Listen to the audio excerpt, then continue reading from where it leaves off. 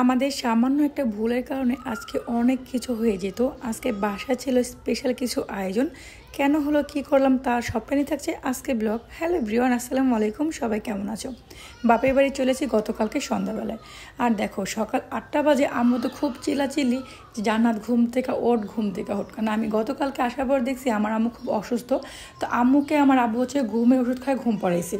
তো সকাল 8টা বাজে ওই আম্মু চিলাচিলি করতেছে যে বাড়িতে মেহমান আসবো, এখন মাছ মাংস কিছুই বের করানো হয়নি, কিছুই ভিজানো হয় না, কেমনে কী করবো আমরা। দেন তাড়াহুড়ো করে মা আমি দুজন মিলে রান্না করতে বসে পড়লাম। প্লাস চার চুলায় আমি নিস্তারা ভাইটার ঘরে আসলাম, প্লাস আম্মু উপরে রান্না করতেছে, এদিকে আমি রোস্টগুলো ভাজলাম।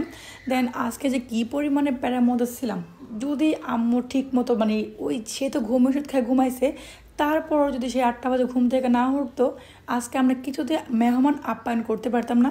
দেন গতকাল কিন্তু আম্মু আমাকে বলেও নাই যে মাছ মাংস ভিজাইও বা সকালের কাজকর্ম করো। তো মেয়েরা হচ্ছে বাপের বাড়ি আসে জাস্ট একটু শান্তিতে ঘুমাইতে প্লাস আরামে থাকতে।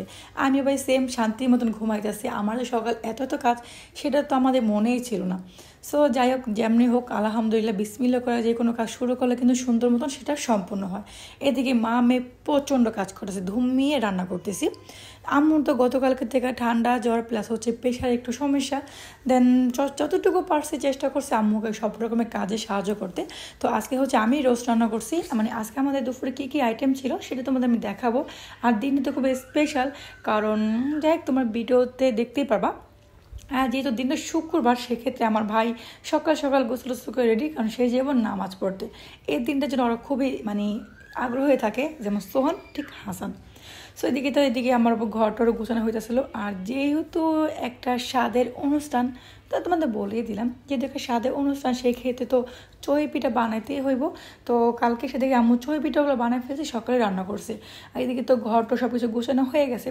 ভাগ্যিস ওই 8টা বাজে আমরা ঘুম থেকে উঠছি, যদি না উঠতে পারতাম আজকে যে আমাদের কী একটা অবস্থা হইতো। তারপরে প্রচণ্ড তাড়াহুড়ো করে কাজ করছি। আসলে কিন্তু ঠিক যাই হোক না কেন, মেয়েদের প্রথম শিক্ষক তারা মা। সন্তান সব কিছু তার মার থেকে কিন্তু প্রথমে শিখে। আমি এখন যে কাজগুলো করি ভাবি আমি হয়তো আমার মার থেকে কাজগুলো শিখছি। যখন ছোটো থাকতাম ছোটো ছিলাম, তখন আমার দাদি বলতো যে তোর 4 ভাই বোন কেউ তোর মার মতন হস নাই, তোর মায় তো রূপে গুণে কাজে সব দিকে পারফেক্ট, তোরা কিছুই না। কিন্তু না, এখন দাদিকে বলতে পারবো হ্যাঁ আমিও রান্না করতে পারি, মায়ের মতন এখন রান্না করতে পারি। এখানে আমি প্রায় 3.5 কেজি 4 কেজি পোলাও বসাইলাম, রোস্ট রান্না করলাম, উপরে আমাকে গরু মশলা রান্না করতেছে। তাড়াহুড়ো করে ভাগে যোগ কাজ করতেছি। যেহেতু আজকে আমাদের নিচতলার ফ্ল্যাটটা খালি ভাড়াই, তো কিন্তু একটা ফ্যামিলি থাকে, সেই ক্ষেত্রে তাদের বলছি যে প্লিজ আজকে তোমাদের রান্নাঘরটা আমাদের দিয়ে দাও। তো আমি সকালে আমি রান্না করতেছিলাম নিচে, আর উপরে রান্না করতেছিলাম মায়। তো তাড়াহুড়ো করে আমাদের ফাইনালি সমস্ত কাজ শেষ হইল, আলহামদুলিল্লাহ আলহামদুলিল্লাহ। তো তোমাদের সাথে আমি পার্ট 1 2 ভাবে শেয়ার করবো। আর ওই যে আমার মেয়ে, সে তখন এই বাসায় আসে অনেক অনেক খুশি। আর উপরে সাথে দেখি আম্মু করছিল ফ্রাই, তো আলহামদুলিল্লাহ দিয়ে পোলাওটার মধ্যে পানি দিয়ে দিলাম। মা মেয়ে সমস্ত রান্নাগুলো সম্পূর্ণ করলাম। তো ভাই আজকে যদি ওই ঠিক মতো যদি না 8টা বাজে উঠতে পারতাম, আজকে আমাদের অবস্থা খুবই খারাপ হইতো। মেহমান এসে পড়তো, বাট আমরা কোনো খাবার দিতে পারতাম না, কারণ আমরা তো একটু বেখালি হয়ে গেছিলাম। সো এইদিকে মা রান্না করতেছিল, ভাজতেছিল ফ্রাইগুলো। আর আজকে কিন্তু সমস্ত রান্না আমি আর আম্মু করছি। আর আজকে দুপুরে ছিল ডিম, দেন গরু মাংস, মুরগি রোস্ট, চই পিঠা, ডাল, সাদা ভাত, পোলাও, এই জাস্ট। আর সাথে সাদা ছিল।